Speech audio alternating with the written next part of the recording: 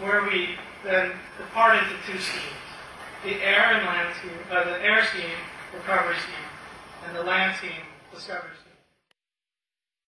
Air recovery, the seedbed.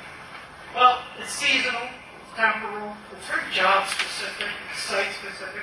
It's about telling the story of the seedbeds and how they relate to the larger effort. The land, as I said, comes up from the histories. It is of the land. It is made of the land. It is formed from the land. It is meant to be permanent and has a more sort of relaxed evolution to the site, almost as if it was a ruin. It will just slowly grow into the land, and the land will grow into it.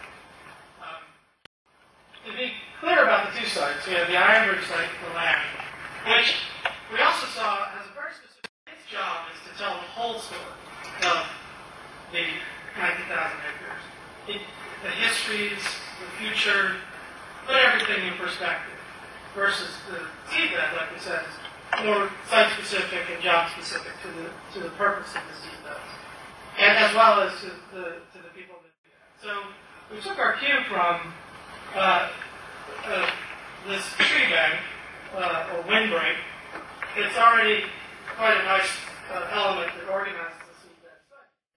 And we know that tree canopy, tree line, had a job, and it's dead. It was planted for a reason. It's there for a reason.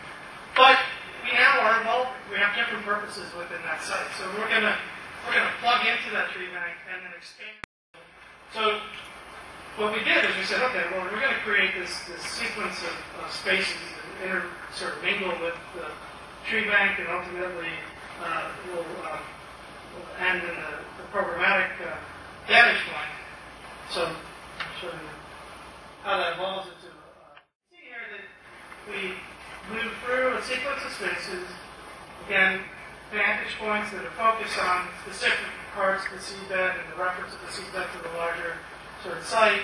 And then ultimately you end up in the high vantage point, an outdoor classroom at the end. But there are multiple means of access to this sort of what we call the. What is it made of? Well, it's actually sort of a kit. It is a kit for us. It is.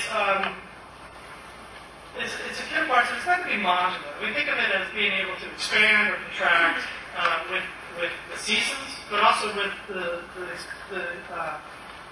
ambitions of the seedbeds themselves. They get bigger and bigger. This could be an apparatus that grows with it, or it could be deployed in different places, or you can repeat the module in other places. So how do we do that? How do we make that? Well, there's a platform that's made up of both wood and bar grade. The wood will sort of indicate where you're supposed to rest and sit and relax. The bar grade is more sort of the traffic area. We keep moving. The bar grade will let light through, water through, and the plants from below up, so that it's not impeding the growth of the prairie or the landscape. What holds that up are these masts or tree trunk-like elements. We have imagined them as something like a tapered telephone pole. But what it does is it holds these platforms up from the ground, so they begin to float above the ground like a boardwalk would, or some of the nature walks that you see with it. It's sort of the sensitive environment. We don't want people treading on it. But then ultimately they'll come up and they'll hold up these what we call sunshades, and they'll maybe light fabric that both indicate where the rooms are, but also it's a place to take shelter from the sun. And it's deployed. We put it up during the season, we take it down. So this is sort of full bloom. Our seedbeds are in bloom. It's the high season of cultivation and harvesting, and it's also the high point of your sort of visits from your educational groups. And our apparatus, the discovery platform, is also in full bloom. One of the things we should also mention, working with Betty and the Taylor Studio, is that how do you integrate exhibition into design and not have it just be a plaque along the way, but it's more immersive. It's more sort of a living exhibition. This is a conceptual design for the sort of idea. These are almost like lenses that you would use to look through and out from certain points along the platform in order to gain understanding of the flora and the fauna and the special things within the area. The design itself, it evolves from the earth and of the earth. I mean that it plugs into existing topography that is there.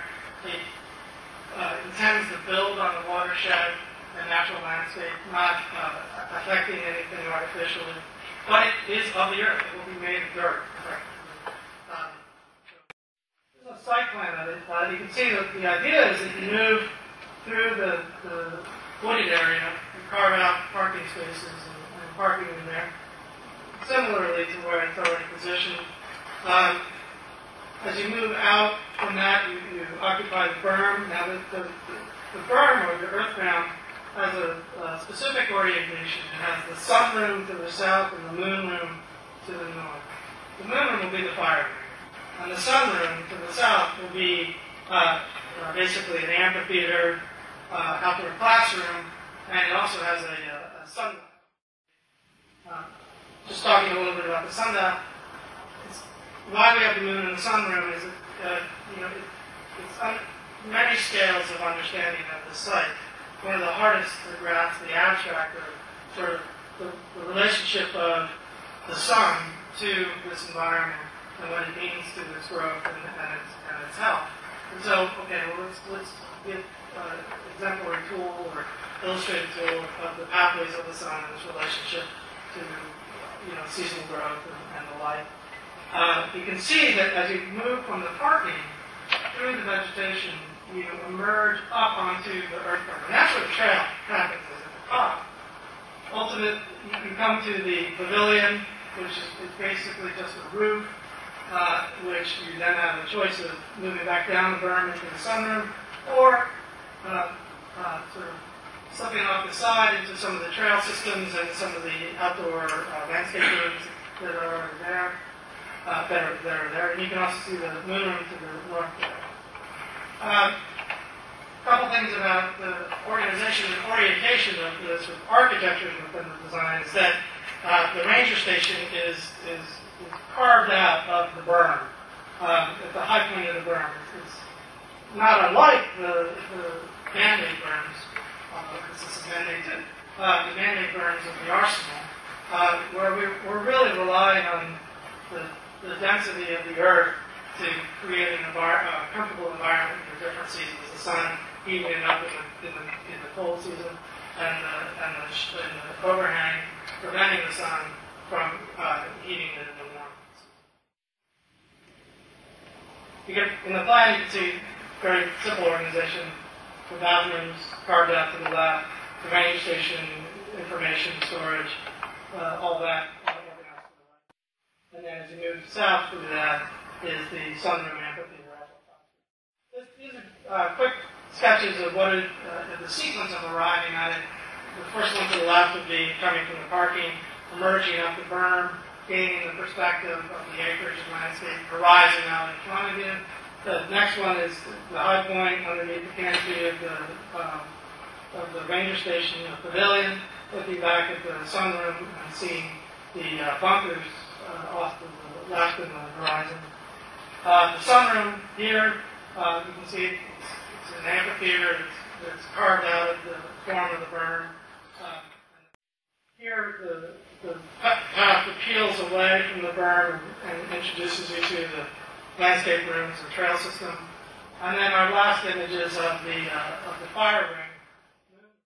The idea here is that the experience of understanding the vastness of the site is also grounded by the sheltering of the berm at your back. So you have this sort of terra firma at your back and the vastness to your